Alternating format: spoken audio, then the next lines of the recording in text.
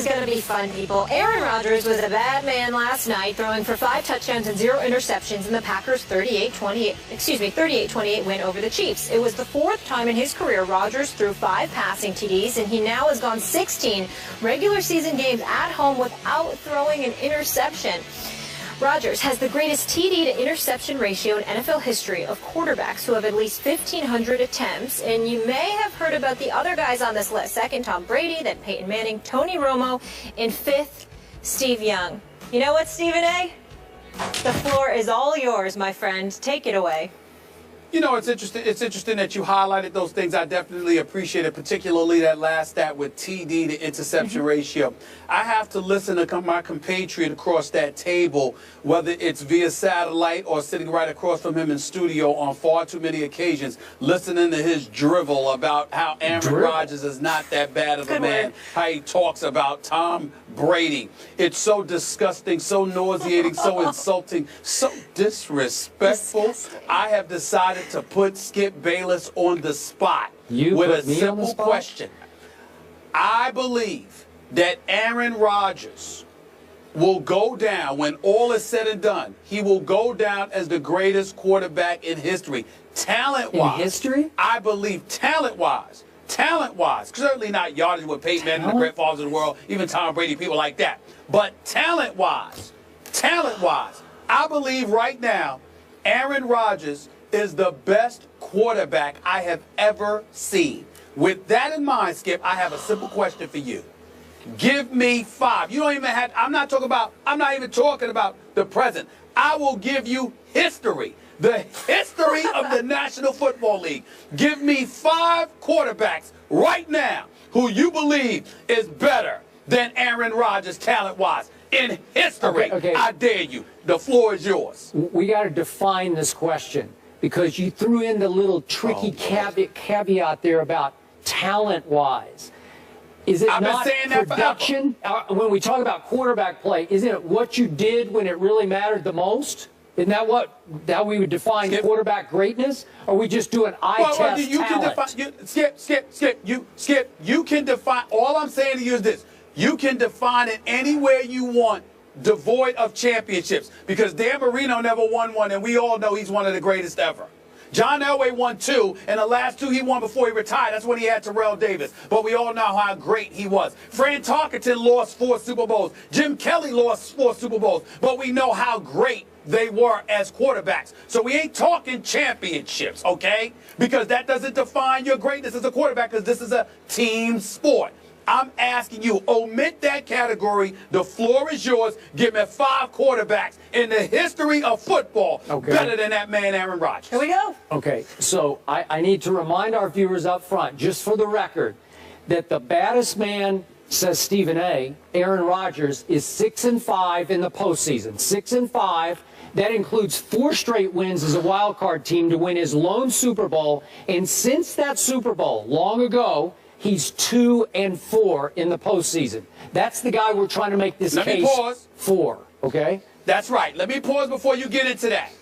Tom Brady went the last 10 years without a Super Bowl until how many AFC championship games did he get to? Yeah, and he got to the 2 Super Bowls. Okay. Keep going. So right now, just to stay current, obviously I'll take Tom Brady any day of the week, especially on Sunday, over Aaron Rodgers, because Tom Brady is 21-8 in the postseason, and he has 4 rings, 4 Super Bowl rings, and Bill Belichick should drop down on his knees and thank God every night that Tom Brady fell into his lap in 2001.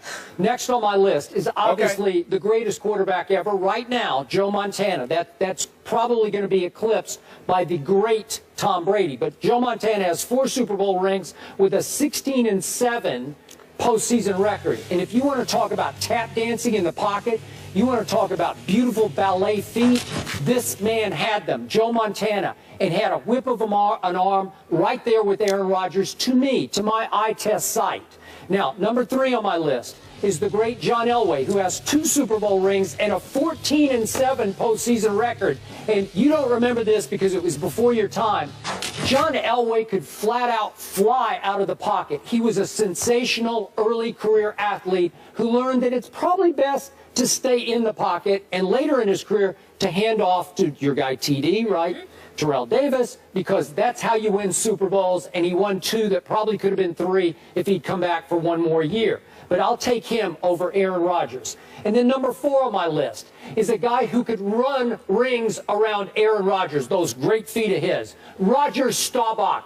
As clutch a quarterback as I've ever seen. If I have one game for my life, I want Roger Staubach to start that game. They called him Roger Dodger because he could just escape and run and take off and sprint down the field. He had RG3 in him early in his career until he learned you probably can't survive that way in the NFL. Roger Staubach has 2 rings and an 11-6 playoff record. So now that's 4. And then the 5th guy on my list is this guy that you always disparage on this show named Brett Favre. Do you remember him early in his career? What a stud athlete he was. Could he not make people miss in the pocket? Could he not run down the football field in ways that Aaron Rodgers never thought about running? Brett Favre had the strongest arm in pro football early on. Brett Favre won 3 straight MVPs. Brett Favre did win only 1 Super Bowl, but at least he's 13-11 in the playoffs, which I think is a little better than 6-5 that Aaron Rodgers has right now. Maybe someday Aaron will get to 13-11 because that's the track he's on. But I'll just throw in Brett Favre because you're talking about talent, pure talent. Nobody had a cannon like Brett Favre's for the first 6 or 8 years of his career. So I just gave you 5 off the top of my head. I didn't even throw Marino in there. But if you just want to do eye test, just pure arm talent, nobody had more arm talent than Dan Marino did, including Aaron Rodgers. So I don't even know what you're talking about. I'm embarrassed we're doing this question. Thank you very much. Well, you should be embarrassed. You should be embarrassed, but not over the question. You should be embarrassed by your ridiculous, asinine comments that you just made, so disrespectful towards the greatness of Aaron Rodgers. Let's go down the list, Skip Bayless. Let's keep in mind that coming into this season, his career stats, Skip, his career passer rating of 106 is number 1. That's number 1. You look at his completion percentage. Yes, it is. Oh, well, I do. I'm sorry, you don't get to speak for me. Zip it. You had your moment. Zip it. I'm talking. Chicka. That's right. Point number 2, completion percentage. Career, 65.8%. Wow. The touchdown rate is 6.5%. Wow. His interception rate at 1.6%, Skip Bayless. I mean, you talk yards per attempt. Number 3 all time at 8.2. Now, let's look at this. Let's go down your list. Because we ain't going to even bring up Tom Brady because we know you and I ain't going to agree there, okay? We ain't going to agree there at all. So That's fine. Let's go down your list here. He doesn't count. No, I'm saying we disagree because what I'm saying to you is this. Tom Brady's been around longer. He's been starting longer. He's been in the same system. The level of continuity that he has had with Bill Belichick, the way Bill Belichick seems to continuously get no names and make them look great on both sides of the football, I think is a testament to his greatness as a coach. Julian Edelman, a 7th-round former quarterback? That is exactly why you and I disagree right there. That's why I say I ain't going to get it to him, because I said on both sides of the ball, Bill Belichick is the man. You can sit there and say what you want, but you're going to sit there and give Brady all the credit. That's fine. We've argued about that enough. Let's get something fresh.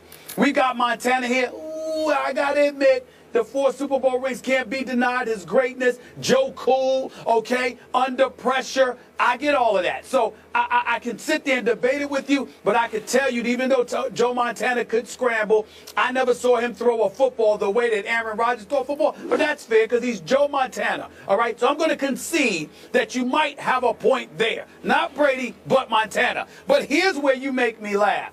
Elway wasn't as great as he was, and no disrespect to Elway, as great as he was, even you were willing to admit that we didn't see the Super Bowls until Terrell Davis arrived. Not to mention the fact that whether it was because he was throwing too hard, acting like he was playing outfield for the New York Yankees instead of quarterback for the Denver Broncos, there were some times when John Elway, this completion percentage wasn't that high, where receivers may have been dropping his passes, and there were times he didn't produce.